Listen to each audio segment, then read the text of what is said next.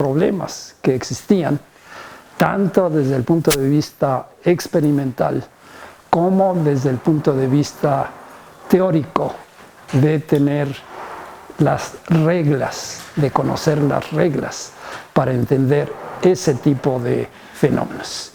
Y empezamos desde luego con Kamerlingh Onnes, quien descubrió la superconductividad en el mercurio desde 1911, pero antes había tenido un gran logro experimental que fue licuar el último elemento que había quedado pendiente, el helio 4. Y precisamente el helio 4 permitió alcanzar temperaturas muy bajas, ¿verdad?, en la que este nuevo tipo de fenómenos de superconductividad y de superfluidez pudieron ser producidos. De hecho, la superfluidez se observó en el helio 4 mismo, aunque ya fue a finales de en el periodo inmediatamente posterior a la formulación de la mecánica cuántica. Y dentro de lo que hemos hablado aquí sobre las historias cuánticas, hablamos ya del trabajo de Bose, quien trató a la radiación de cuerpo negro como un gas de partículas de luz. Concretamente, él tomó en serio la hipótesis cuántica de Einstein con respecto a la cuantización de la energía de la luz y también de su cantidad de movimiento. En vez del punto de vista de Planck, que consideraba que lo que estaba cuantizado era la energía intercambiada entre la radiación electromagnética y la materia. Pero Einstein, en su trabajo de 1905, dice: las cosas se pueden entender mejor si es que consideramos que es la energía y la cantidad de movimiento de la luz las que son proporcionales a la frecuencia. Y las cantidades de energía vienen únicamente en múltiplos de esa cantidad. Esa es la hipótesis cuántica de Einstein en contraposición de la propuesta de Planck. Y desde luego pasaron 20 años antes de que la idea de Einstein fuera aceptada. Al final de cuentas fue aceptada por resultados experimentales. Desde luego, el trabajo de Bose, de poder deducir la distribución de Planck para la radiación de cuerpo negro, considerando precisamente a la radiación como un gas de partículas con esas características que le había atribuido Einstein, siguió con la propuesta de de Broglie de que si la luz tenía propiedades ondulatorias y también su energía y su cantidad de movimiento están concentradas, como se manifiesta en el efecto fotoeléctrico y otros fenómenos que Einstein ya había mencionado, de Broglie estaba interesado en entender el postulado de Bohr para escoger las órbitas estacionarias. Y entonces de Broglie se dio cuenta que él podía dar una explicación de esa selección, condición que puso Bohr para seleccionar las órbitas estacionarias fue que la masa por la velocidad y por el radio del electrón en una órbita alrededor del núcleo fuera un número entero de la constante de Planck entre 2pi. Desde luego, en el caso de la luz, la energía es proporcional a la frecuencia, siendo la constante de Planck la constante de proporcionalidad. Pero para la luz, la energía correspondiente determina también la cantidad de movimiento, que es simplemente la energía entre la velocidad de la luz. Entonces, usando HF entre C, esa C entre F es la longitud de onda. Eso vale para la luz. Pero de Broglie dijo, yo voy a suponer que esto vale también para los electrones y la materia en general. Y entonces a una partícula que tenga una cantidad de movimiento P, le voy a asociar una longitud de onda que tiene la misma forma que para la luz, H entre P. Y entonces, con eso él dijo, yo les explico lo que implica la hipótesis de órbitas estacionarias. Porque si consideramos el caso de órbitas circulares, tenemos mvr igual a nh entre 2pi. Pero entonces vamos a pasar el 2pi del otro lado y lo multiplicamos por r. Y ahora vamos a pasarle la P, desde luego mvr es momento angular. Pero entonces el 2πr ya lo dejamos, la r ya la dejamos de este lado. Eso es la longitud del círculo. Y ahora tenemos un número entero de h entre cantidad de movimiento. Pero de Broglie dice, yo digo que eso es una longitud de onda. Pero entonces, esa es la condición de estacionariedad de ondas alrededor de un círculo.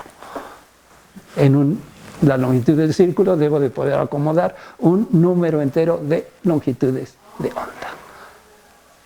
Ese fue el razonamiento de Broglie y también su confianza de decir, yo estoy proponiendo algo complementario a lo que han ocurrido en estos 20 y tantos años de mecánica cuántica, de que finalmente se está reconociendo que la luz puede tener no energía distribuida en las ondas electromagnéticas, sino concentrada, ¿verdad?, en estas partículas de luz que son capaces de incidir sobre una placa metálica y expulsar electrones. ¿Okay? Entonces, esa es la base del razonamiento de Broglie para proponer que la materia, los electrones en particular, pero todas las otras formas de materia, poseen precisamente propiedades ondulatorias. Einstein estuvo en el examen doctoral de Broglie y le gustó la idea de que esto complementaba lo que se había dicho para la luz. Experimentalmente en ese periodo, que son 22-23, Compton había estado haciendo dispersión de rayos X o de rayos gamma por electrones. Y él era experimental, pero él dijo, bueno, yo voy a tomar esta suposición de que la energía de la radiación es h por la frecuencia y su cantidad de movimiento es P igual a h por f y dividido entre c. Y con eso pudo explicar sus experimentos de dispersión. En ese momento Bohr había propuesto junto con Kramers y Slater una teoría alternativa para la radiación electromagnética, en la que incluso estaba dispuesto a decir la conservación de energía ocurre a nivel macroscópico y en promedio. Pero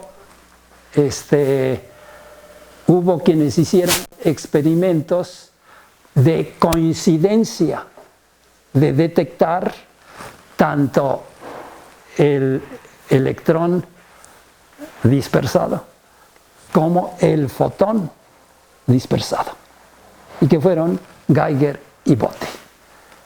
Y entonces sus mediciones reconfirmaron el trabajo de Compton,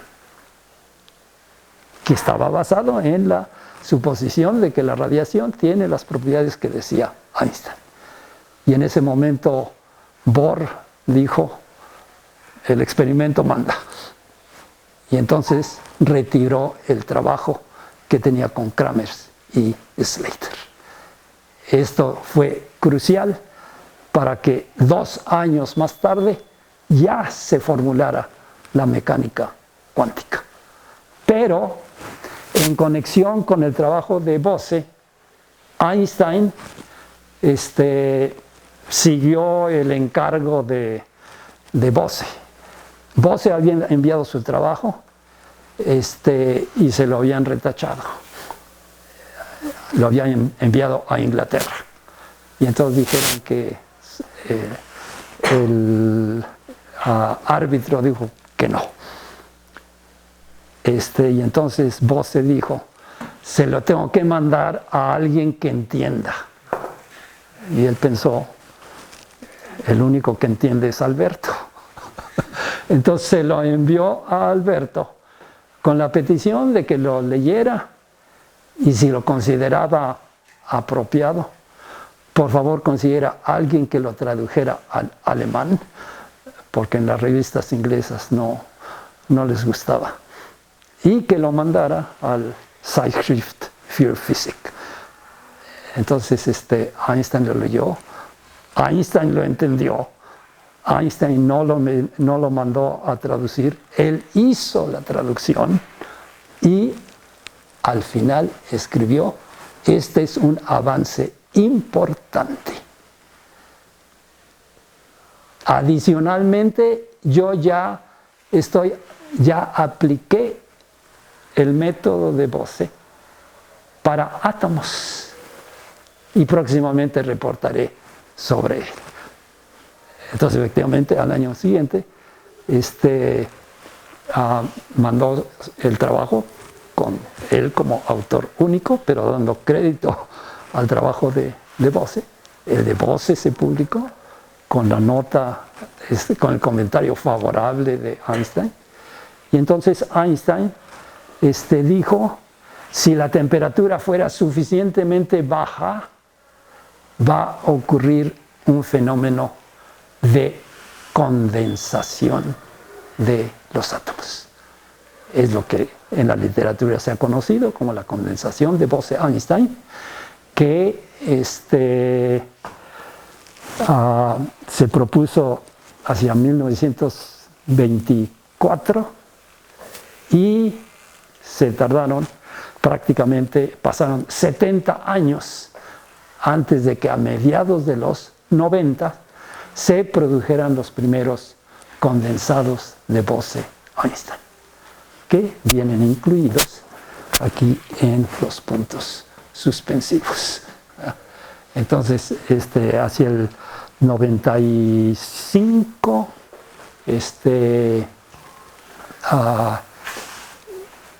dos grupos diferentes, uno de Colorado y el otro de MIT, Ketterle en MIT con el sodio y Beeman y la gente de Colorado lo habían hecho con rubidio, los condensados de Bose-Einstein. Entonces, eso era un poco nada más para los que no habían venido, tengan una idea de lo que hemos cubierto. Hoy nos toca entonces hemos hablado desde luego en cuantización de la radiación electromagnética, hemos hablado de la cuantización en átomos y núcleos y partículas elementales, y son materia atómica y subatómica. Entonces, muchos de esos fenómenos ocurrieron precisamente en el estudio de la materia a nivel atómico y subatómico. Pero los fenómenos, el que descubrió Kamerlingh-Onnes en 1911, el de la superconductividad, se pueden ver directamente en el laboratorio con los ojos. Entonces, estos son fenómenos cuánticos, pero macroscópicos. Es una gran diferencia con respecto a los otros fenómenos que hemos cubierto. Y entonces voy a empezar simplemente con describir muy brevemente el trabajo de Kamerlingh-Onnes primero y los antecedentes, porque son muy importantes. Dewar, el de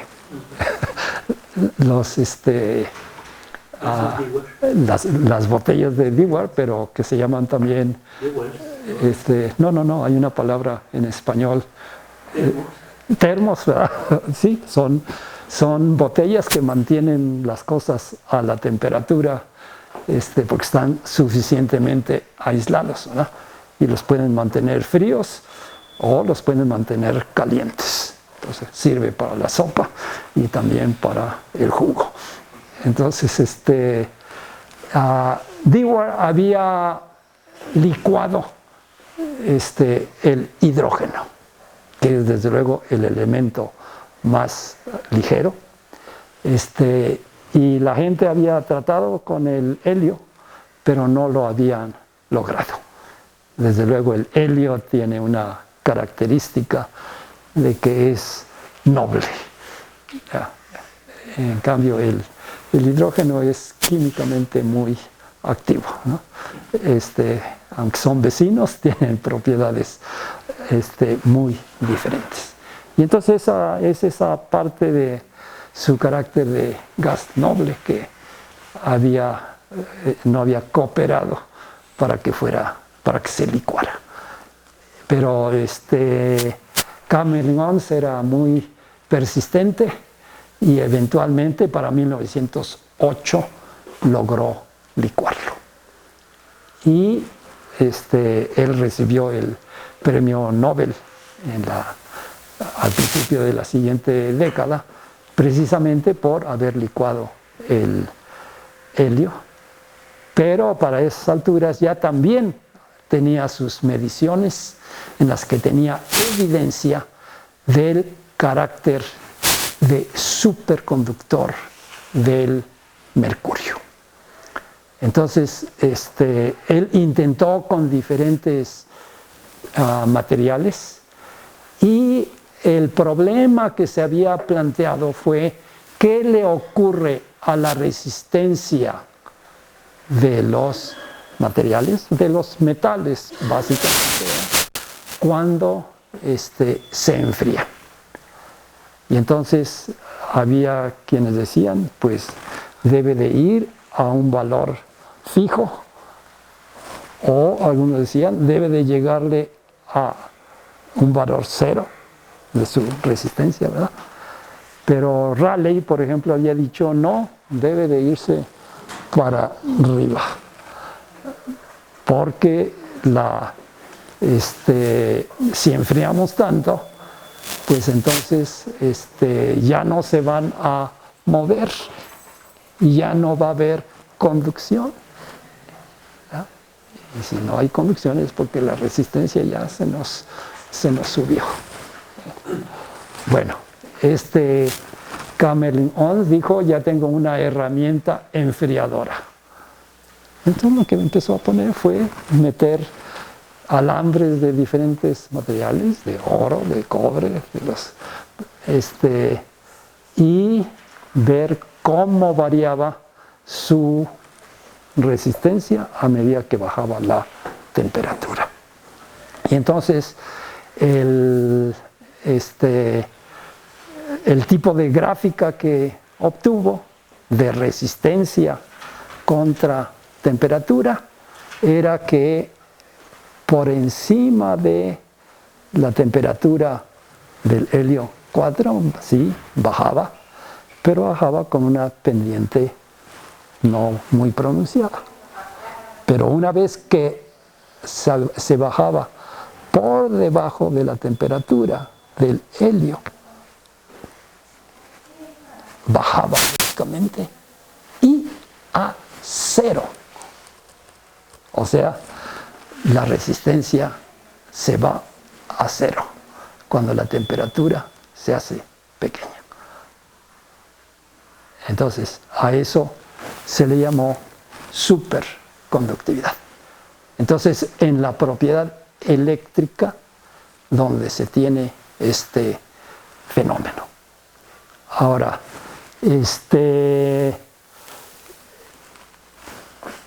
les voy a mencionar que existe un libro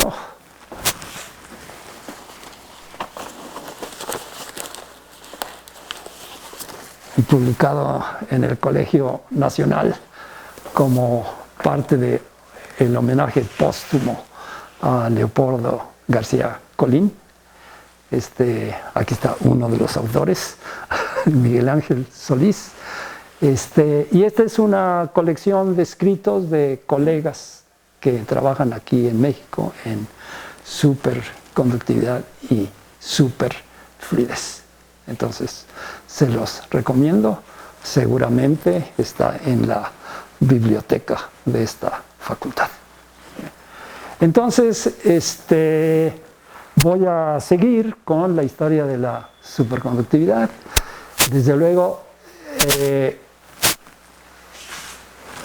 aparte de las propiedades de que la resistencia se va a cero, tuvieron que pasar prácticamente 20 años más para que la gente se diera cuenta de que hay una manifestación también magnética. Y esto es lo que se conoce en la literatura como el efecto Meissner-Ochsenfeld, que están también entre los protagonistas. Meissner y Ochsenfeld precisamente vieron la respuesta de muestras superconductoras a la presencia de campos magnéticos. Y lo que también había antes de que se hiciera un experimento de este tipo, había habido discusión de qué cosas podrían ocurrir.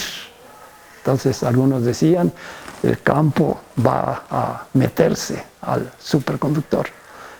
Y otros decían, no. El superconductor va a responder de tal manera que la supercorriente le haga la contra al campo magnético. Y efectivamente es este comportamiento el que descubrieron Meissner y Ochsenfeld. Y utilizando la terminología de la clasificación de los materiales desde el punto de vista del magnetismo, y que fue introducida por Faraday, posiblemente 90 años antes, ¿verdad? En los 1837.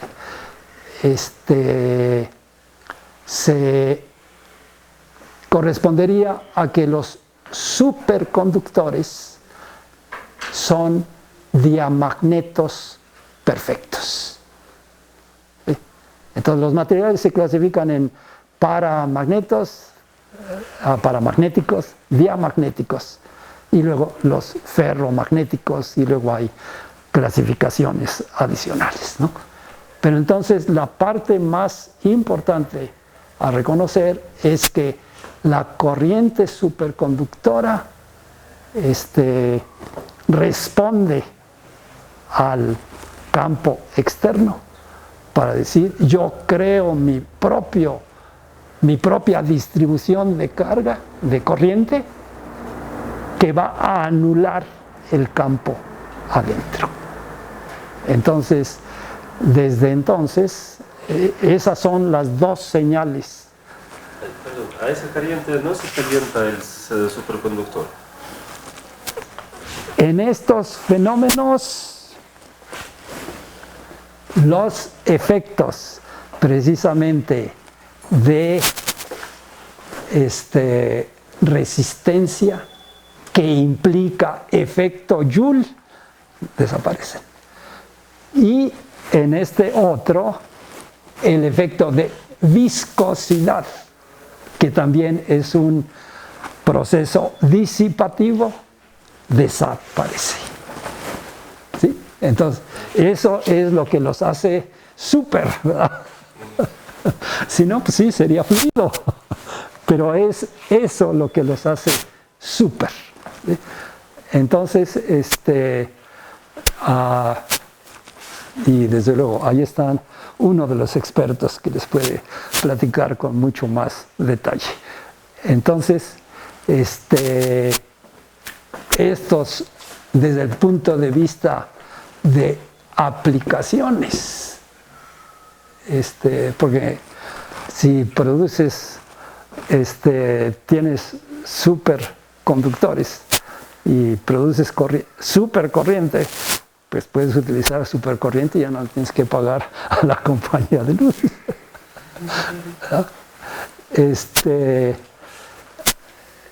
Bueno, pues entonces aquí está Meitner y Oxenfeld. En ese periodo también ya empiezan a estudiarse las cosas en términos de termodinámica. En el artículo de ¿dónde quedó el libro? Quedó el libro aquí. Y lo pueden circular. En el artículo de José Luis del Río, que fue uno de los editores, él escribió el primer capítulo. Entonces él es del área de termodinámica y física estadística. Y desde luego destaca la parte de termodinámica. Y eso es muy importante y lo conecto desde luego con la conferencia de nivel macroscópico en el que hablamos precisamente de la materia, sus estados y sus transformaciones. Y también de la formulación de las leyes de la termodinámica y de su conexión con la teoría cinética de los gases y eventualmente con la mecánica estadística. Y sí quiero aprovechar para decir que Bose-Einstein es el nombre que le da a la primera estadística cuántica y que permite la clasificación de la materia en términos de su comportamiento para partículas de un mismo tipo bajo el intercambio de dos de ellas. Y esta es una propiedad cuántica que se descubrió en conexión con la formulación de esta estadística de Bose-Einstein. Esta fue de 24, vamos a decir, pero para 27, 28, Fermi y Dirac, cada uno por su cuenta, reconocieron que existe una estadística complementaria en la que, en el primer caso, la función de onda, ya estamos en la parte cuántica, de partículas idénticas, bajo el intercambio de dos de ellas, no cambia. Es igual a la misma función de onda. Se dice son funciones de onda simétricas bajo el intercambio. Pero Dirac se dio cuenta que también podría ocurrir una en la que el intercambio hiciera que cambiara el signo de la función de onda. O sea, son funciones antisimétricas bajo el intercambio. Y desde luego, eso lo conectaron también con lo que Pauli ya había propuesto del principio de exclusión para poder entender la tabla periódica y la estructura electrónica de los átomos, de la que ya hablamos con anterioridad. Entonces, desde el punto de vista ya práctico, las funciones de onda de sistemas bosónicos, se le llama, tienen que ser simétricas bajo el intercambio de dos de los bosones del mismo tipo. En tanto que para fermiones, partículas que obedecen la estadística de Fermi-Dirac, la función de onda es antisimétrica. Ahora, también en este periodo se tienen teorías de tipo fenomenológico. La de los hermanos London consideran que para los superfluidos hay dos componentes, una componente normal y una componente superfluida, ¿verdad? Y en el caso de superconductores se tienen electrones que contribuyen a la conductividad normal, pero debe de haber un estado electrónico especial que hace que sea superconductor. Y entonces, simplemente en estas teorías fenomenológicas se le dice es el estado normal que coexiste con el estado superconductor o superfluido. Y se tienen variables termodinámicas, ¿verdad? Y entonces se puede hacer tanto desde el punto de vista de termodinámica, también de la física estadística correspondiente. Pero el gran paso importante fue cuando se le agregó lo cuántico. Y desde luego, aquí están Ginzburg y Landau desde los 30, ¿verdad? En la que lo que dicen es, vamos a proponer una función de onda cuántica para el sistema macroscópico y cuántico. Y desde luego, si es un tratamiento cuántico, pues entonces hay que ponerle su hamiltoniano, ¿verdad? Va a tener su término de energía cinética, pero también va a tener sus términos que van a jugar el papel de los potenciales, ¿verdad? Y es muy importante describir precisamente la propuesta de Ginzburg y Landau. en la que de hecho, a diferencia de la ecuación de onda de Schrödinger, que es una ecuación lineal en la función de onda, esta tiene términos, uno de ellos cuadrático en la función de onda y el otro cuártico en la función de onda. Y eso se pueden ver como términos de energía potencial. Y aparte ya están los del término de eigenvalores correspondientes. Pero ese potencial con un término cuadrático y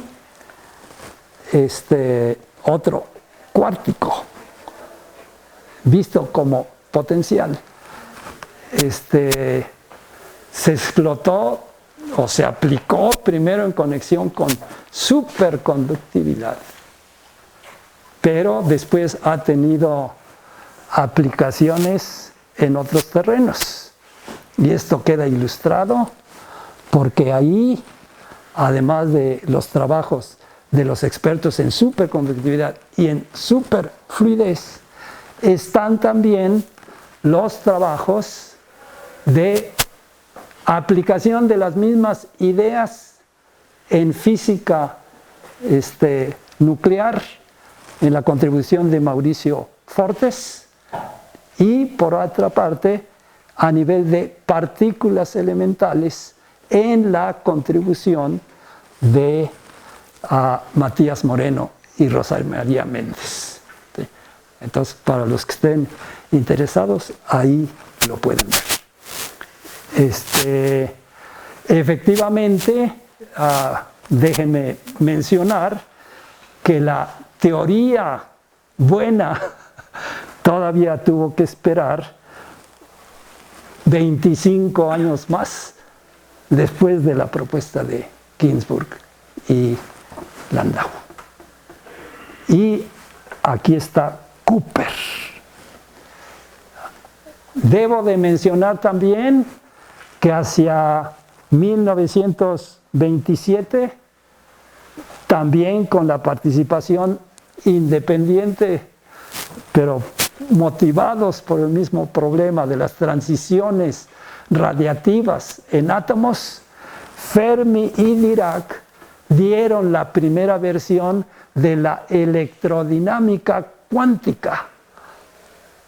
Entonces, aparte de la electrodinámica clásica, se tiene la versión preliminar de la electrodinámica cuántica en 1927, que funcionó muy bien cuando se aplicó como teoría de perturbaciones a primer orden. Ahí es de donde Fermi se inventó la regla de oro a primer orden. Pero para la década siguiente, en los 30s, cuando Ginzburg y Landau andaban haciendo esto, Oppenheimer se dio cuenta que si quería aplicar la electrodinámica cuántica como lo habían formulado Fermi y Dirac a segundo orden, entonces la cosa se volvía imposible, porque la contribución a segundo orden resultaba infinita. Entonces, y de ahí tuvieron que transcurrir otros 20 años entre la versión de Fermi y Dirac a la versión de fines de los 40s. 47 fue la reunión de Shelter Island, en la que estuvieron Schwinger y Feynman y Bethe.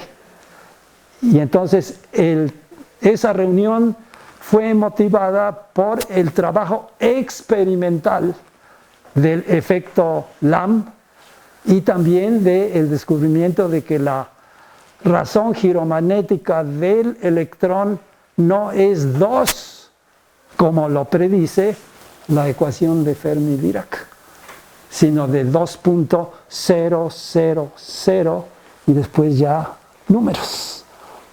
Y entonces es ahí donde se formula la segunda versión de la electrodinámica cuántica, abordando precisamente cómo eliminar los números infinitos con los que se había encontrado Oppenheimer desde los 30. ¿Y por qué es importante esto? Porque Cooper era experto en electrodinámica cuántica, pero Bardeen sabía que necesitaba a alguien que supiera de electrodinámica. Y entonces aquí se aplicaron precisamente técnicas de electrodinámica cuántica. Y la idea principal de Cooper fue reconocer que normalmente, si consideran ustedes dos electrones, pues su interacción dominante es la repulsión coulombiana. Pero Cooper reconoció que en un superconductor no nada más están los electrones. En la teoría de conducción normal son los electrones los que mandan. Pero Cooper reconoció que están los iones positivos. Y entonces los iones positivos, desde luego, ejercen una acción atractiva sobre los electrones. Estas interacciones de los electrones con, si lo pueden ver como un cristal, interaccionan con las vibraciones de la red cristalina, la de los iones positivos. Y entonces la repulsión electrostática puede ser compensada y hasta puede ganar el efecto de atracción sobre cada uno de los electrones, de tal manera que formen lo que se llaman pares de Cooper, en los que no solamente van a tener espines opuestos, cada uno tiene un spin, un medio, pero con espines opuestos, el ente mismo va a tener un spin entero. Y entonces el comportamiento de estos entes ya no va a ser fermiónico, sino que va a ser bosónico. ¿Cuál es la diferencia entre bosones y fermiones? A mí me gusta decir, los bosones son muy amigables, ¿ya? Y además, a donde va uno, quieren ir todos, ¿ya? Entonces, precisamente, la superconductividad es a donde va el primer par, por este carácter bosónico, todos quieren ir juntos. Y si todos se quieren ir al sótano, pues entonces todos se van al estado de más baja energía. Eso lo contrastamos con el comportamiento que a mí me gusta llamar, este es comportamiento de soltero, porque a cada uno le toca su cama nada más, y si tienen espina arriba y abajo, bueno, entonces es litera. Entonces a uno le toca arriba y al otro le toca abajo. Esa es la diferencia. Pero si se aparean, entonces ya se pueden ir y ser bosones. Entonces esa es una manera para entender que entonces en estas dos componentes, normal y super, en la super no están como electrones sueltos, están como pares. Entonces, desde luego, en la teoría de Bardeen, Cooper y Schrieffer, esta parte es uno de los ingredientes Y Schrieffer era experto en electrodinámica cuántica, ¿no? Y entonces con esto entonces pudieron entender las diferentes características en lo que se vino a llamar los superconductores normales.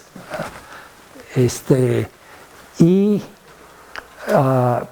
desde luego pudieron también cuantificar las cosas y también estimar cuáles serían las temperaturas críticas a las que ocurrirían las transiciones correspondientes. Dentro de esa teoría de Bardeen-Cooper, pues las temperaturas están allá abajo. Pero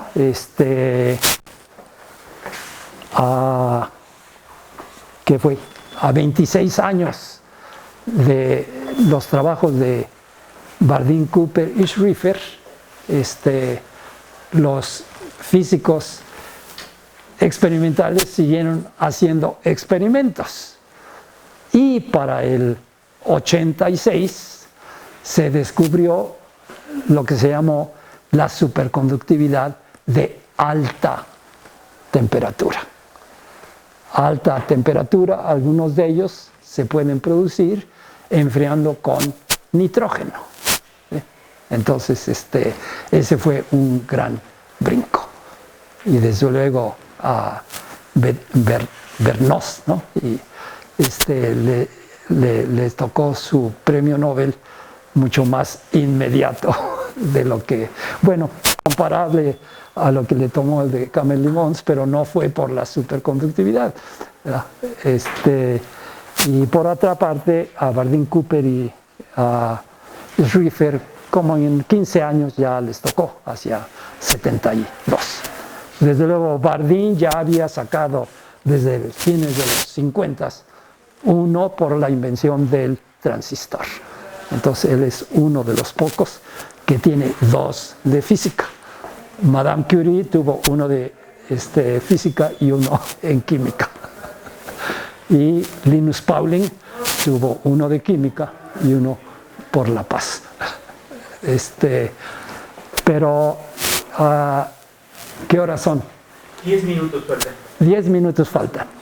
Entonces, ¿por qué no simplemente digo que en estos puntos, ya lo mencioné, se han producido condensados de Bose-Einstein, y aquí hay una historia interesante. Daniel Krebner, él trabaja en Yale y él formó a varios de los que eventualmente produjeron los condensados de Bose-Einstein en los materiales alcalinos. Pero él se había empeñado en lograr la condensación en el elemento más sencillo, en el hidrógeno, ¿verdad? Que tiene un electrón con spin 1 medio y tiene un núcleo, que es el protón, también con spin 1 medio. Y por lo tanto es un bosón. Entonces él desde los 80s, o a lo mejor desde los 70s, ya había estado empezando a hacer las cosas mediante técnicas de criogenia ortodoxas. Debo de decir que estas técnicas de criogenia ortodoxa habían permitido llegar a milikelvins, pero en la década de los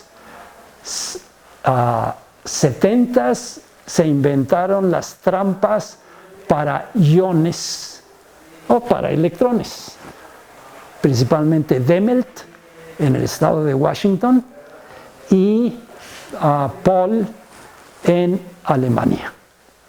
Y entonces con eso estuvieron haciendo diferentes tipos de espectroscopía, al principio era exclusivamente con electrones, pero después con iones, y eventualmente se inventaron trampas para átomos neutros o partículas neutras. En particular, Paul capturó neutrones en este tipo de trampas y pudo medir la vida media del decaimiento del neutrón con mucho mayor precisión que todas las mediciones anteriores. Y Dehmelt lo hizo con electrones negativos y con electrones positivos, con el objeto de poner a prueba la validez de la electrodinámica cuántica. Y también algunas de las simetrías que se esperan de las partículas elementales. Para el 89 no había habido premio de física atómica durante varias décadas, pero para el 89 volvió a haber, precisamente para Dehmelt, para Paul y para alguien del que no le había tocado, pero a Ramsey, por su desarrollo de relojes atómicos de alta precisión, en particular el máser de hidrógeno. Y entonces, a partir de ahí, cada 4 o 5 años ha habido otra vez premios en física atómica.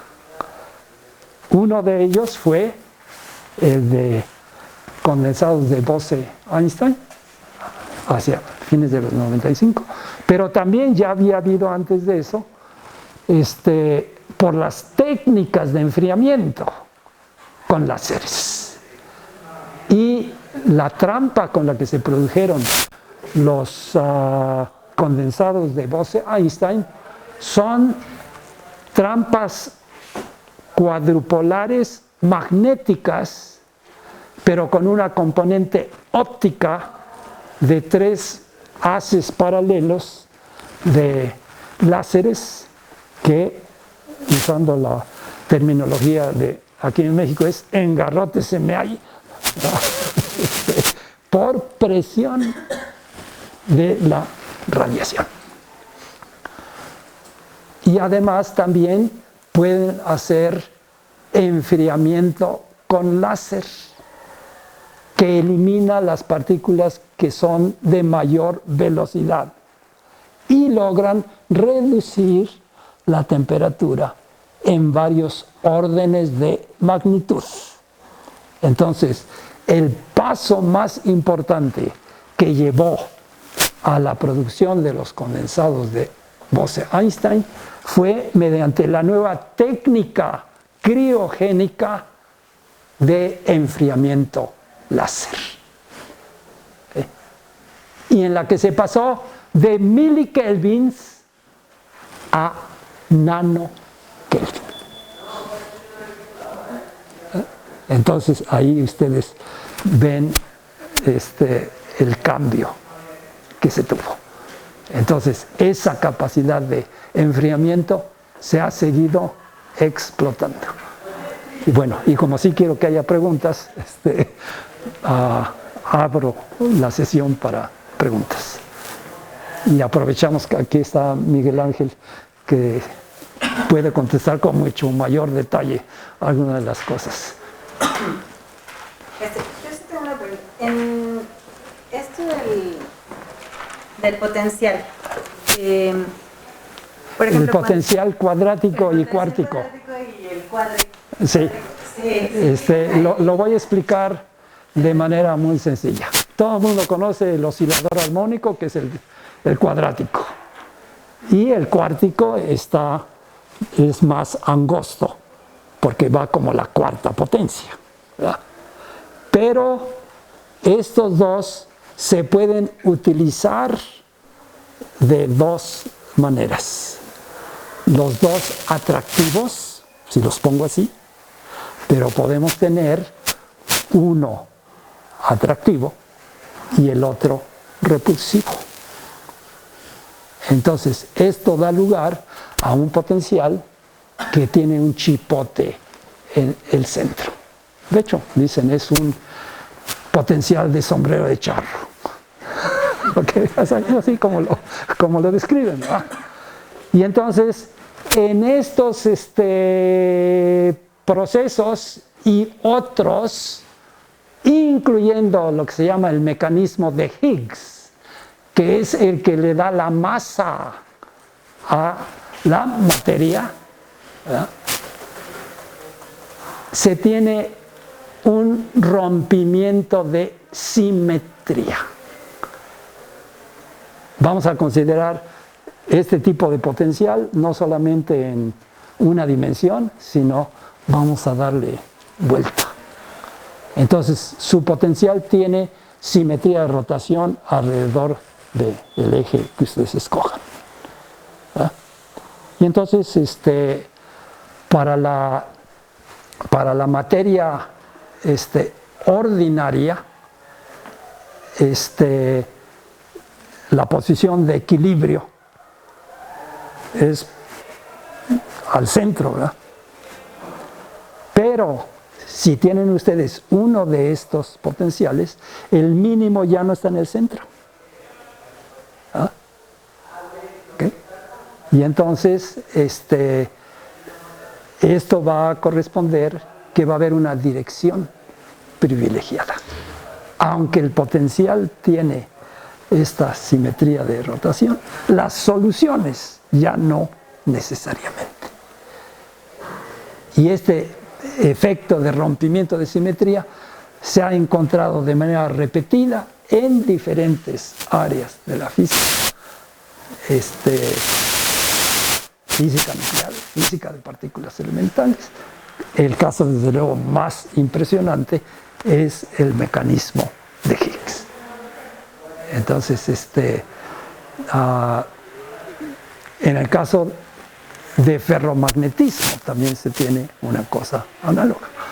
Si están a temperaturas altas, todas las orientaciones tienen la misma probabilidad. Y esto lleva a decir, el valor más estable va a tener un momento magnético nulo.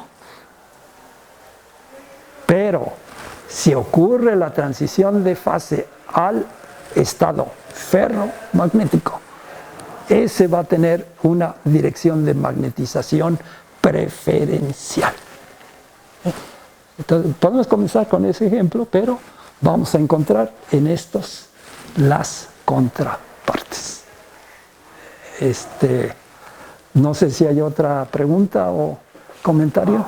No lo tratamos mucho, pero en cuanto a la superfluidez, ¿qué aplicaciones tiene? Bueno, voy a describir muy brevemente.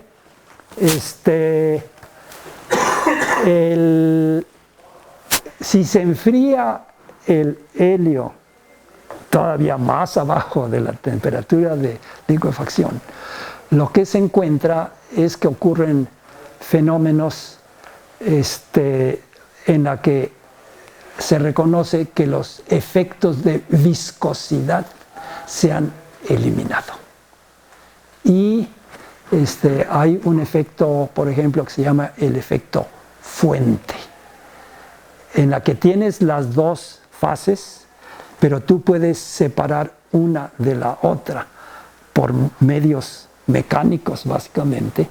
Y entonces, si tienes la fase superfluida en un tubo que esté al centro y ocurre la transición de la fluida a la superfluida, entonces esta va a ir aumentando. Y entonces, si este es simplemente un tubo que está abierto a la atmósfera, esa de repente hace y sale como un chorro. Y a eso se le llama efecto fuente. Hay otras en las que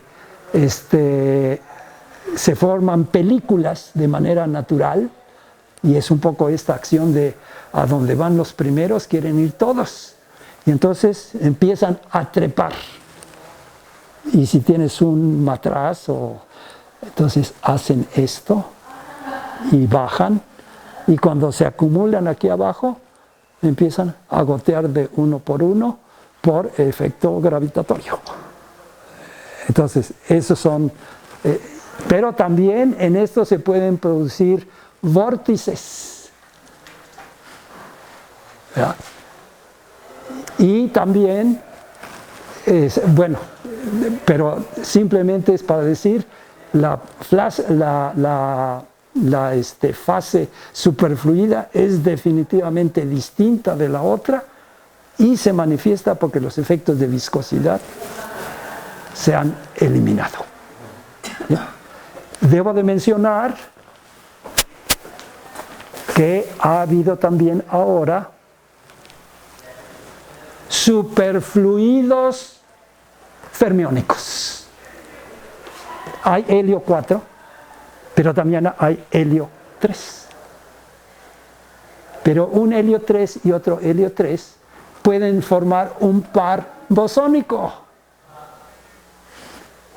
Y entonces son estos pares bosónicos los que están haciendo lo que hace el helio 4 por sí solo.